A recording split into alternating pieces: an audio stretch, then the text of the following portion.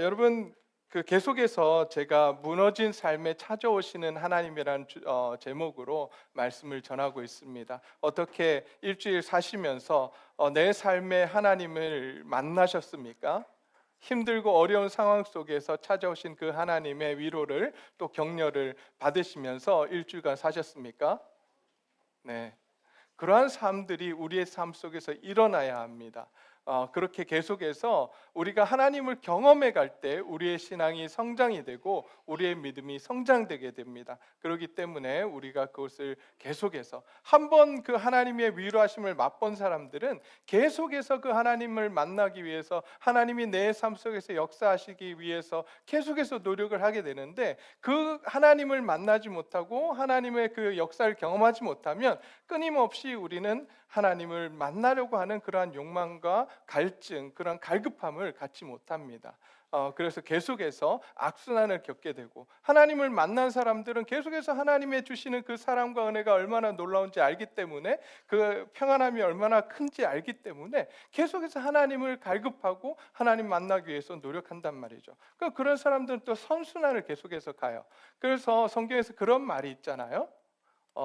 가진 자는 더 가지게 되고 갖지 못한 자는 갖지 못하게 되는, 이러한 일이 일어난다라고 하는, 그렇게 예수님께서 말씀하신 이유가 거기 있습니다. 그래서 우리가 살아가면서 계속해서 하나님을 만나고 하나님의 역사심을 경험하기 위해서 하나님 앞에 기도하고 노력하는 우리 성도님들이 되시기를 간절히 소원합니다. 여러분, 오늘 본문 속에 나오는 본문을 보시게 되면 한 여인이 등장을 합니다. 이 여인은 사마리아 여인이라고 우리가 지칭하기도 하고요. 어떤 사람들은 이제 수가성 여인이라고도 이야기를 합니다. 한 여인이 등장을 하는데, 이 여인은 어떤 여인인가 봤더니 일단 첫 번째가 사마리아인이라고 합니다. 굳이 성경이 이렇게 사마리아인이라고 이야기할 때는 그 의도가 있겠죠. 또 사마리아 여자라고 이야기하고요. 또 정오에 물을 들어온 여자라고 이야기를 하고요. 또 남편이 다섯이나 있었던 여인이라고 이렇게 표현을 해주고 있습니다. 여러분, 왜 굳이 사마리아인이라고 이야기를 할까? 여러분, 사마리아인이 어떤 사람들인지 우리가 먼저 알 필요가 있을 것 같아요. 유대인과 사마리아인의 역사에 대해서 짧게 제가 설명을 하고 넘어가도록 하겠습니다. 여러분, 전에 한번 지난주에 제가 말씀을 드렸던 것 같은데, 유다 왕국은 첫 번째가 통일 왕국이었다라고 말씀을 드렸죠. 첫 번째 통일 왕국의 초대 왕이 누구였다고 말씀을 했죠? 네. 오늘 처음 듣는 것처럼 저를 보시면 네, 감사합니다. 네, 감사합니다. 제가 또 할 수 있잖아요. 여러분들이 잊어버렸기 때문에 제가 한번 더 할 수 있는 기회를 주셔서 감사합니다. 초대 왕이 누구냐면 사울이라는 왕이에요. 사울 왕. 두 번째 왕이 어떤 왕이냐면 우리가 너무나도 잘 알고 있는 골리앗과 싸웠던 다윗 왕이 2대 왕이에요. 그 다음에 3대 왕은 다윗의 아들인, 우리가 또 잘 알고 있는 지혜 왕이라고 하는 솔로몬이 바로 3대 왕입니다. 이렇게 이 통일 왕국을 이루며 살아갔던 이 나라가 솔로몬 시대에 갈라지게 됩니다. 솔로몬이 왕위를 끝내고 나서 그 아들 시대에 넘어가면 여로보암과 르호보암, 아들인 르호보암과 또 다른 그 에브라임 족속에 있었던 이 여로보암이라고 하는 그러한 두 왕으로 갈라져서 이제 왕국이 이루어지게 되는데요. 그래서 북쪽에 있는 왕국과 남쪽에 있는 왕국, 이렇게 두 개의 왕국으로 나눠지게 되는데, 이 위에 있는 왕국을 북왕국이라고 우리가 표현을 하고 남쪽에 있는 왕국을 남왕국이라고 합니다. 북왕국을 우리가 뭐라고 부른다 그랬죠? 기억나십니까? 이스라엘이라고 부르고 남왕국은 유다라고 부릅니다. 이렇게 나눠져서 있었어요. 근데 이 두 나라가 나중에 다 망하게 됩니다. 패망하게 돼요. 북왕국은 누구에게 의해서 패망하냐면 혹시 아십니까? 네, 누구요? 네, 아수르예요. 아시리아라고 하는 그 나라에 의해서 망하게 되고요. 그게 722년에 망하게 되고, 그 다음에 남왕국 유다라고 하는 이 왕국이 망하게 되는데, 그 나라를 망하게 한 나라가 바벨론이에요. 바벨론이에요. 그게 586년입니다. 네. 제가 그걸 어떻게 외우냐고요? 그거 외우기 위해서 열심히 노력했어요. 제가 사람 이름도 잘 못 외우고 외우는 걸 참 못하는데 그거 외우기 위해서 오늘 이 자리에서 이야기하기 위해서 노력을 좀 했습니다. 어쨌든 자, 이렇게 두 나라가 망하게 되는데, 시차를 두고 망하게 되는데, 여러분 북왕국이 누구에 의해서 망했다고요? 아시리아. 이 아시리아가 어떤 정책을 피냐면, 이 나라들은, 이 아수르는요 굉장히 잔인했습니다. 사람들을 굉장히 많이 죽였고, 그 나라에 들어가면 그 나라에 있는 백성들을 다른 곳으로 이주를 시켰어요. 다른 나라로 이주를 시키고 다른 나라에 있는 백성들을 그 나라로 데리고 와서 혼합 정책을 피기 시작했던 나라가 바로 아시리아였어요. 그렇기 때문에 이 북왕국은요 다른 이방 민족하고 혼혈이 되어서 민족이 만들어지게 됩니다. 망한 이후에 그렇게 해서 만들어지게 되는데, 남왕국은 누구에게서 망했다고요? 바벨론에 의해서 망하죠. 근데 바벨론의 정책은 달랐습니다. 이주 정책을 쓰지 않고 오히려 그 나라를 인정해주고 그 나라의 문화나 이런 것들을 인정해주는 그러한 정책을 폈습니다. 그러니까 포로로 잡아가긴 했지만 그 민족들이 그 안에서 살아갈 수 있도록 도와줬단 말이에요. 다시 이야기하면 밑에 있던 남유다는 자기의 정체성을 유지하면서 살아갈 수 있었지만, 북왕국 이스라엘은 자기의 정체성을 잃어버린 채 다른 민족하고 혼합되어서 살아가게 된 거예요. 그러니까 남쪽에 있는 유다 민족에서 보니까 이 북쪽에 있는 사람들이 어때요? 저 사람들은 우리하고 달라요. 저 사람들은 다른 민족하고 혼합되어 있어요. 그러니까 이 유다 민족이 이스라엘 그 북쪽에 있는 사람들을 보고 당신들은 이제 우리와 함께할 수 없는 사람이라고 이야기를 합니다. 당신들은 우리하고 함께할 수 없어요. 왜냐하면 당신들은 이방인들하고 섞여 있는 혼합 민족이기 때문에 이제 우리하고는 다른 사람들이고 함께할 수 없다고 하면서 그들을 향해서 부른 이름이 뭐냐면 사마리아인이다, 이렇게 이제 이야기를 합니다. 저 사람들은 사마리아인이고 우리 유다 민족, 이스라엘 민족이 아니라고 이제 이야기를 하기 시작했어요. 그러니까 오늘 여기 나오는 사마리아인이라고 하는 건 그러한 민족성을 가졌던, 그러한 역사적인 배경을 갖고 있는 한 여인이었다 이야기를 하는 거예요. 다시 이야기하면 유다 민족으로부터 어떤 대우를 받는 사람인가 하면 멸시를 받는 사람들, 유다 사람들이 멸시를 했던 사람들이 바로 사마리아인데, 그 사마리아인 중에서 또 성경은 이 사람을 뭐라고 이야기하냐면 여자였다라고 이야기를 합니다. 여러분, 이 당시에 여인의 위치가 어땠을까요? 오늘날과 같이 여권 신장이 되어 있는 그런 상황은 아니었습니다. 여러분, 여성들의 인권이 보장되고 여성들이 투표권에 참여하게 된 것이 얼마 되지 않았습니다. 불과 얼마 되지 않았어요. 아마 한 100년? 불과 100년 정도, 100년 남짓 정도 될 거예요. 세계적으로 그래요. 이게 우리나라만 그런 것이 아니라요, 세계적으로 그렇습니다. 여러분, 제가 전에도 한번 말씀드린 것 같은데, 미국의 선거권이 흑인 남성에게 먼저 주어졌을까요? 백인 여성에게 먼저 주어졌을까요? 백인 여성이라고 많은 분들이 생각하지만 실제로 역사를 보게 되면 흑인 남성에게 먼저 그것이 주어집니다. 그 정도로 남자와 여자의 이 차이가 컸던 우리가 그런 세상 속에 살고 있습니다. 실제로 이 예수님 당시 여자들의 위치는 굉장히 낮았습니다. 성경을 보게 되면 뭐라고 이야기하냐면, 사람들이 이렇게 사람들이 몇 명 모였나 이렇게 카운트를 하는데 여자들이 들어갈까요? 안 들어갈까요? 안 들어갑니다. 남자만 들어가요. 이게 참 재밌죠. 이런 걸 보면 이 시대의 남성의 인권과 여성의 인권이 얼마나 차이가 있었는지 알 수 있습니다. 다시 이야기하면 이 사람이 어떤 사람이었냐? 유대인으로부터 멸시받던 사마리아인이었고, 또 어떤 사람이었다고요?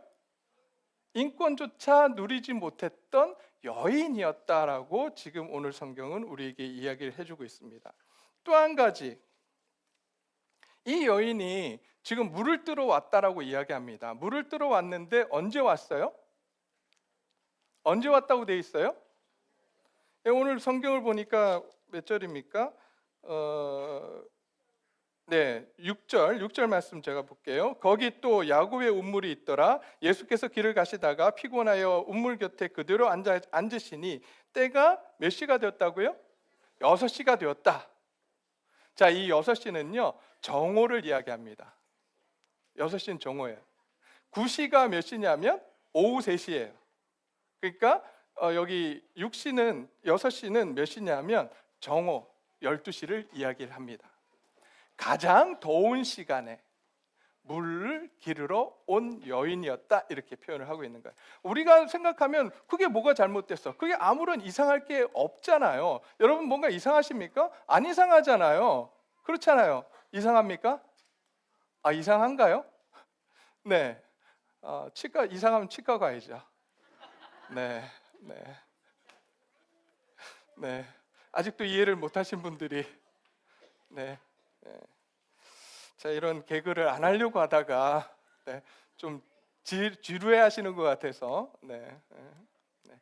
이가 상하면 치과를 가야 된다 이야기였습니다. 네. 자, 어쨌든 이상하게 느껴지지 않아요. 우리는 언제든지 수도를 쓸 수 있고 물을 이용할 수 있기 때문에 전혀 이상하지 않지만, 이 당시에는요, 예수님 당시에 이 여인들이 물을 기르러 가는 시간들이 있었습니다. 그 시간은 언제였냐면 해가 뜨기 전 혹은 해가 진 이후에 시원할 때 물을 뜨러 갔다라고 이야기를 해요. 자, 그런데 이 여인은 언제 갔어요? 난 12시. 여러분, 난 12시면 상황이 어떨 것 같으세요? 덥고, 또 물을 기르러 오는 여자들이 있을까요, 없을까요? 없어요. 근데 그때 간 거예요. 여러분 생각을 한번 해보자고요. 물을 기르러 가는 것이 그냥 물 기르러 가는 것이 아니었어요. 그 당시에는 물을 기르러 여인들이 쭉 모입니다. 우물가에 모여요. 그래서 물을 이렇게 깃습니다. 그러면 여러분 물만 깃고 가겠어요? 물만 가지고 가겠어요? 여자들이 모이면 가장 뭐부터 합니까? 네, 대화를 하잖아요. 뭐 이제 조금 그 세상적인 말로 수다를 떤다 뭐 이렇게 이야기할 수 있겠지만 대화를 합니다. 남자들은 그냥 물만 뜨고 가요. 그럼 그거 다른 점이에요. 남자들은요, 쇼핑하러 가면 이렇게 쇼핑 그 몰에 가가지고 이제 물건을 사는 그러한 것을 남자와 여자를 나누어서 이렇게 그림을 그린 게 있었는데요. 남자들은 어떻게 하냐면, 자, 내가 사기로 목표한 게 딱 있습니다. 그럼 어떻게 해요? 그것만 딱 사갖고 나와요. 뭐 그렇지 않은 남자들도 있겠지만 저는 그래요. 자, 근데 여자들은 어떤가 보면 이 물건을 사러 갔어요. 그럼 직선으로 갑니까? 직선으로 간다. 있으세요? 주로 보면 직선으로 안 갑니다. 그 물건을 사기 위해서 한참을 돌아다녀요. 한참을 돌다가 그 다음에 거기 가서 물건을 사가지고 온단 말이에요. 그게 남자와 여자의 차이가 있는데요. 그래서 물을 기르러 갔지만 사실 동네 여인들이 그 물 기르러 와서 무엇을 하냐면 그날 있었던 일이나 밤새 있었던 일들을 서로 나누고 이야기하고 거기서 교제를 나누고 깔깔대며 웃고 하는 시간들이 바로 물 뜨는 시간이었어요. 근데 이 사마리아 여인이 어떻게 해요? 그 시간들을 다 제쳐두고 바로 가장 더운 시간, 아무도 오지 않는 시간에 지금 물을 기르러 갔던 거예요. 여러분, 왜 그랬을까요? 왜 아무도 오지 않는 시간에 이 여인은 거기를 갔을까요? 도대체 무엇 때문에?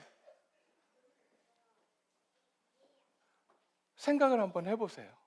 왜 아무도 오지 않는 시간에 갔을까?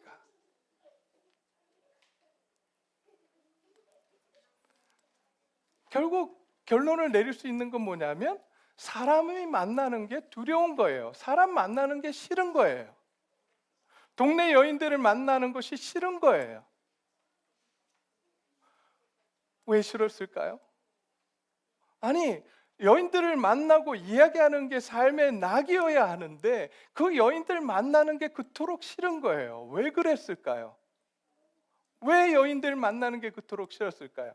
그 단서를 성경은 우리에게 제공해 주고 있는데 나중에 4장 후반절 쪽에 가게 되면 16절입니다. 16절 예수님께서 이렇게 물으십니다. 가서 내 남편을 불러오라. 여자가 대답하여 이르되 나는 남편이 없나이다. 예수께서 이르시되 내가 남편이 없다 하는 말이 옳도다. 너에게 남편이 5이 있었고 지금 있는 자도 내 남편이 아니니 내 말이 참되도다라고 말씀하세요.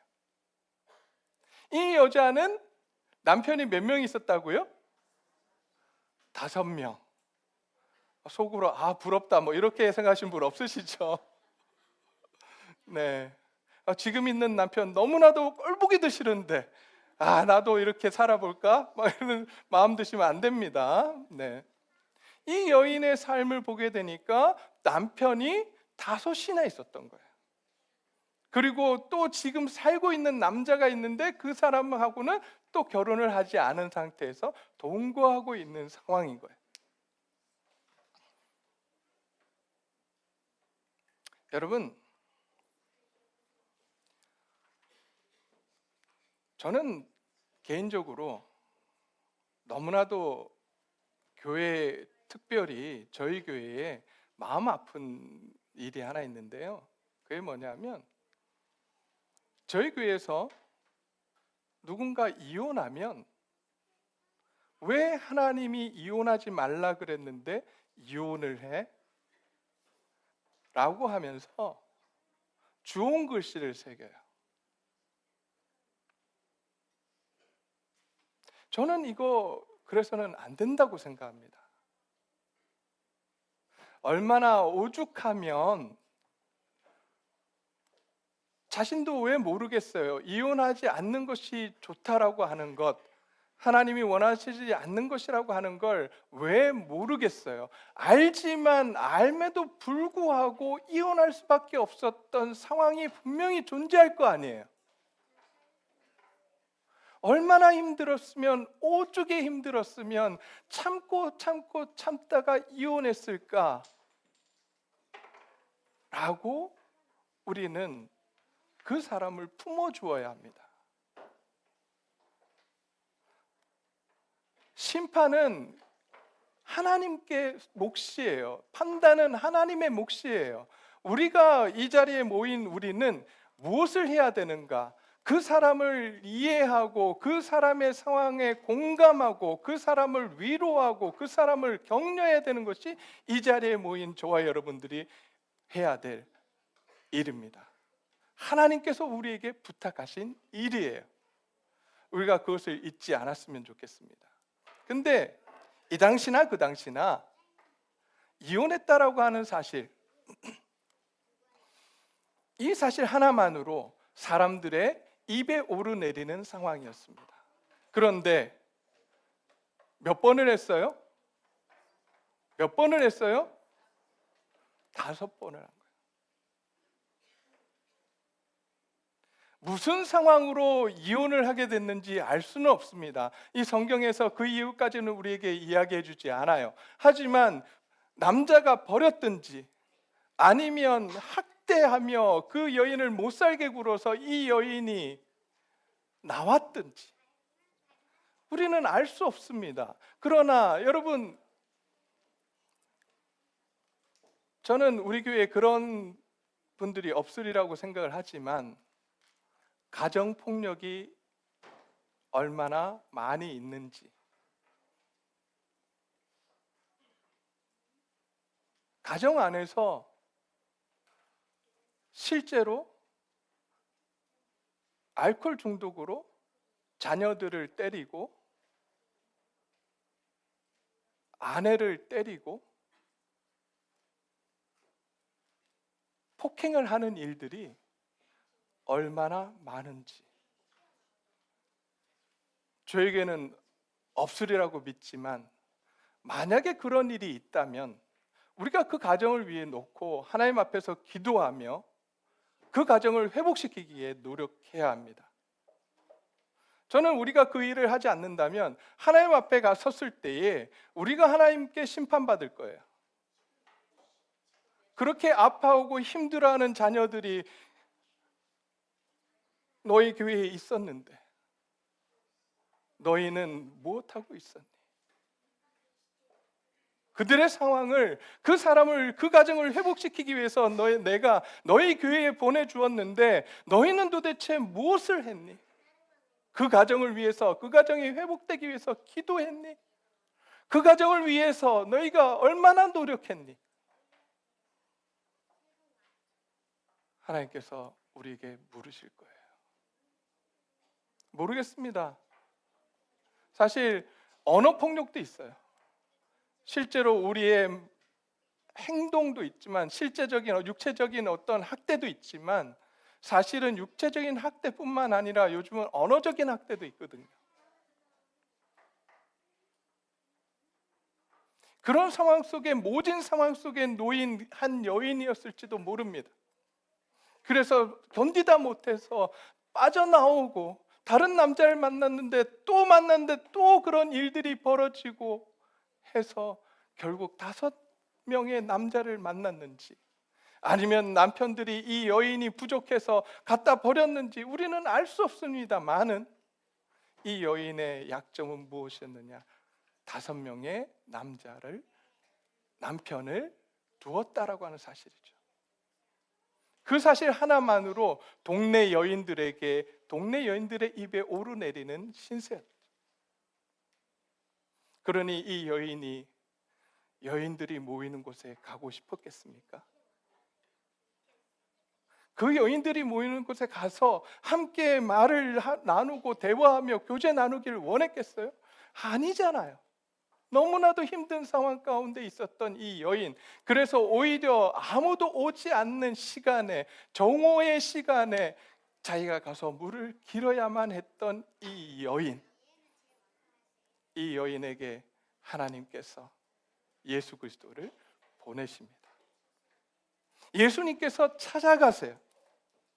이 자리에 혹시 이렇게 이 여인처럼 너무나도 힘든 상황 가운데 내가 해결하지 못하는 그런 상황 가운데 있는 분들이 있다면 오늘 이 시간을 통해 이 예배 시간을 통해서 하나님을 만나시는 놀라운 역사가 있기를 소원합니다.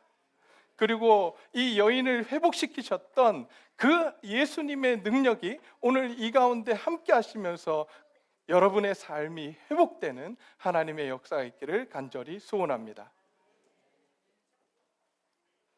여러분, 이렇게 너무나도 힘든 상황 가운데 있었던 이 여인에게 예수님께서 찾아가셨는데 이 여인이 이 남자에 대해서 얼마나 반감이 있었는지 모릅니다.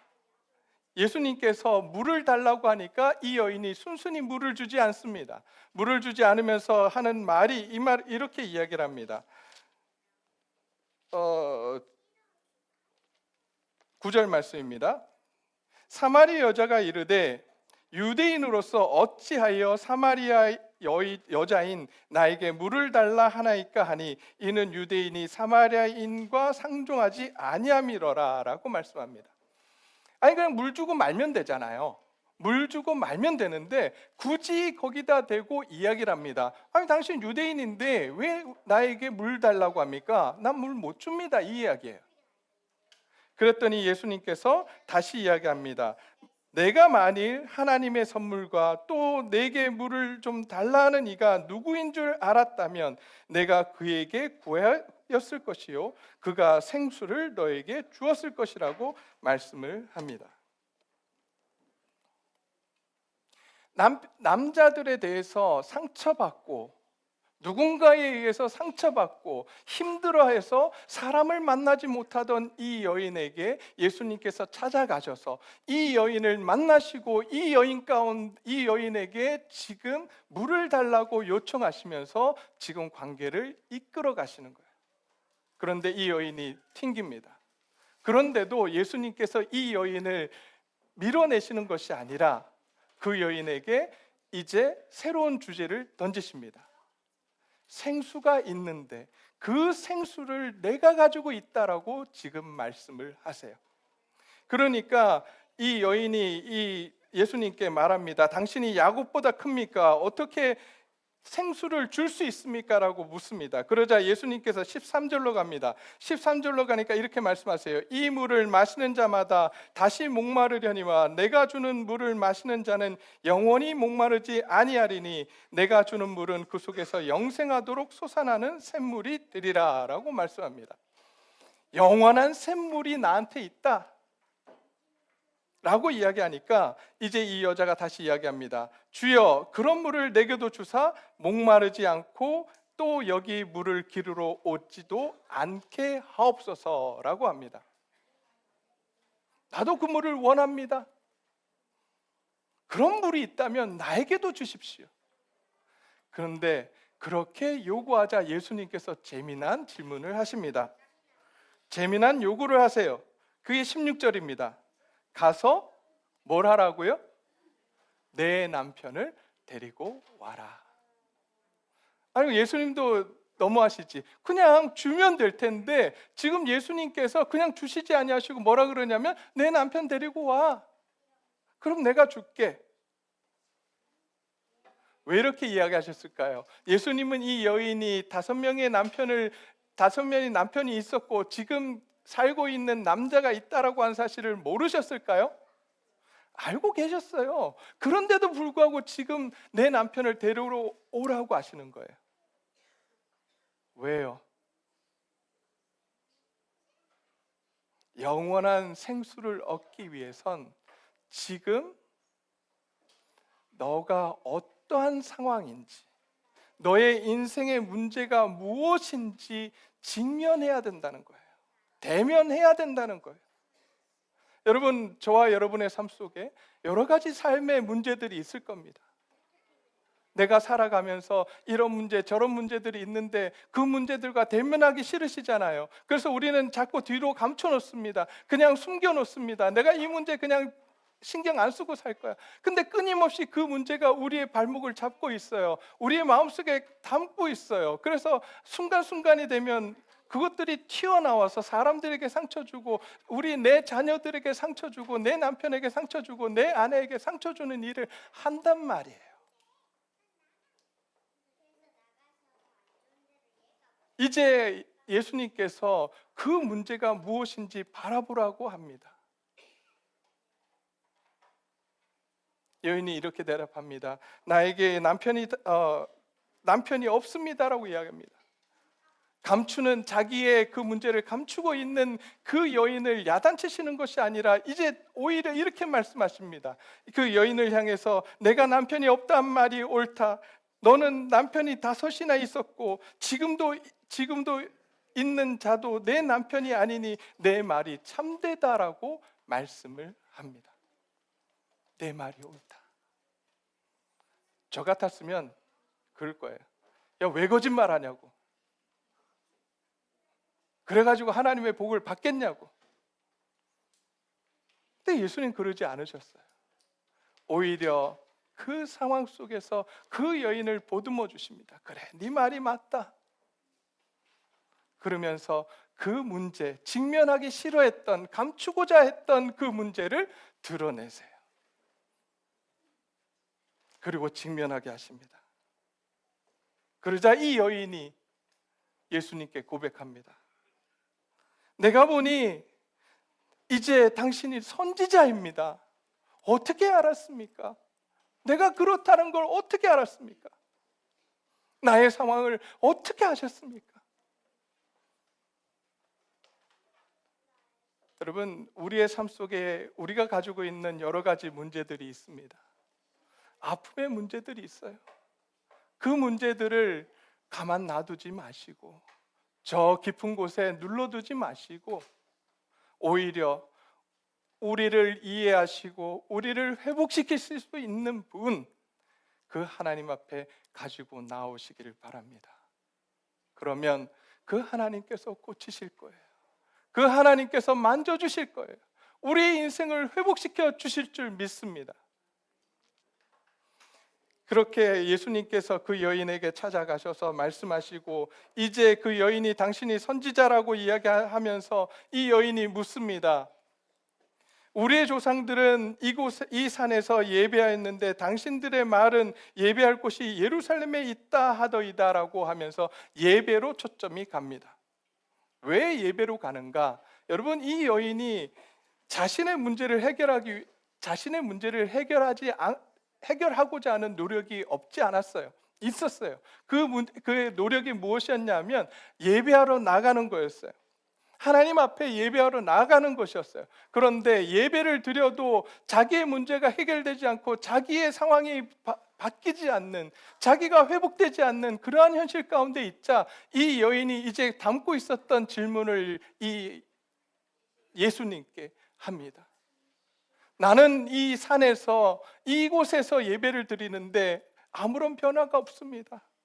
근데 유대인들, 당신들의 이야기는 예루살렘에 가서 예배 드리면 무슨 변화가 있다고 하는데 그것이 맞습니까? 라고 묻는 거예요. 그때 예수님께서 이렇게 대답하십니다. 여자여, 21절입니다. 여자여, 내 말을 믿으라. 이 산에서도 말고 예루살렘에서도 말고 너희가 아버지께 예배할 때가 이르리라. 너희는 알지 못한 것을 예배하고 우리는 아는 것을 예배하노니 이는 구원이 유대인에게서 남이라. 아버지께 참되게 예배하는 자들은 영과 진리로 예배할 때가 오나니 곧 이때라. 아버지께서는 자기에게 이렇게 예배하는 자들을 찾으시느니라. 예수님께서 지금 이 여인에게 이야기하는 거예요. 여기서 예배드리고 저기서 예배드리고 그 장소의 문제가 아니라는 거예요. 여기서 예배드리면 내가 은혜를 받고 내가 회복되고 저기서 예배드리면 내가 은혜를 받지 못하고 이런 문제가 아니라는 거예요. 예배의 중심이 무엇이냐가 중요하다라고 말씀하시는 거예요. 예배는 누구에게 드리는 거라고요? 하나님께. 나의 영광과 나의 이익을 위해서 이 자리에 온 것이 아니라 오직 하나님의 영광과 하나님께 예배드리기 위해서 나아가야 된다라고 예수님께서 가르쳐 주세요. 오늘 이 시간 저와 여러분들이 그렇게 하나님 앞에 나아가 예배드리기를 소원합니다. 내 중심으로 하나님께 나아가는 것이 아니라 하나님을 바라보며 나를 죽이고 오직 영광 받으실 분은 하나님 한 분이라고 하면서 우리가 하나님 앞에 예배드리는 저와 여러분들이 되시기를 간절히 소원합니다. 그런데 중요한 게 뭐냐? 그렇게 하나님께 예배드릴 때 정말 중요한 것이 있는데 너희가 어떻게 예배드려야 되냐면 신령과 진정으로 영과 진리로 예배드려야 된다라고 예수님께서 말씀하세요. 여기서 영은 성령님을 이야기합니다. 그리고 진리는 뭐예요? 말씀이에요. 사실 이 두 가지가 하나를 이야기하는 거예요. 여러분, 성령님을 어떠한 영이라고 말하죠? 여러분 아십니까? 네, 어디에 누구세요? 초콜릿 젤리라도 하나. 진리의 영이세요. 진리의 영이에요. 성령님은 진리의 영입니다. 근데 그 뒤에 또 진리라는 이야기를 해놓잖아요. 결국 같은 이야기를 하시는 거예요. 너희가 예배를 드리는데 성령님께서 너희 가운데 역사하시며 예배를 드려야 된다는 거예요. 영으로, 성령의 능력으로, 성령의 도우심으로 너희가 이 가운데서 예배 드려야 된다고 이야기하는 거예요. 그렇게 예배 드리기 위해서 해야 될 일이 무엇인가? 우리 자신을 내려놓는 거예요. 나의 주인의 자리를 내려놓는 거예요. 하나님 앞에 나아가서 하나님, 나는 할 수 없습니다. 나의 가진 문제들을 내가 해결할 수 없으니 하나님 찾아오셔서 나의 주인이 되어주시고 나의 왕이 되어주셔서 이 아픈 마음, 내가 힘들고 지친 마음, 더 이상 내가 살아갈 수 없다라고 하는 이 상황 속에서 하나님, 나를 고쳐 주시옵소서. 내 상황들 가운데 하나님 찾아오셔서 나의 이 아픔, 나의 이 고통들을 하나님 해결해 주십시오. 나의 왕좌를 내어드립니다. 나의 주인의 자리를 내어드립니다. 이렇게 예배 드릴 때 하나님께서 찾아오셔서 하나님께서 만지시고 회복시켜 주시겠다라고 하는 거예요. 이 이야기를 듣자마자 이 여자가 어떻게 변화가 됩니까, 여러분? 25절에 여자가 이름에 메시아 곧 그리스도라 하는 이가 오실 줄 아노니 그가 오시면 모든 것을 우리에게 알려주실 것입니다. 이 여인도 이제 메시아 그리스도를 기다립니다 라고 고백해요. 그러자 예수님께서 뭐라 그러시죠? 내게 말하는 내가 그라, 내가 그리스도야. 성경 본문에는 나오지 않지만 예수님을 만난 이 여인 어땠을까요? 그리스도를 만난 이 여인 어땠을까요? 그 앞에 엎드려서 아마 펑펑 울었을 거예요. 왜 이제 오셨냐고. 내가 너무 힘들었다고. 내가 많이 고통스러웠다고. 그 여인을 아마 예수님께서 쓰다듬어 주시며 위로해 주시고 다시 세워 주셨을 것입니다. 이 자리에 계신 저와 여러분, 오늘 사마리아 여인에게 찾아가셔서 그를 위로하셨던, 아니 그의 삶을 다시 회복시키셨던 그 주님을 만나는 놀라운 역사가 있기를 간절히 소원합니다. 아무에게도 이야기하지 못했던 아픔, 아무에게도 말하지 못했던 슬픔, 아무에게도 말하지 못했던 나의 아픈 과거들, 그 모든 것을 주님 앞에 가지고 나오시기를 바랍니다. 그리고 주님께서 그 모든 문제들을 만져주시며 그렇게 아파하는 우리를 격려하시고 위로하시고 우리를 세워주시는 그 놀라운 은혜를 경험하는 저와 여러분들이 되시기를 간절히 소원합니다.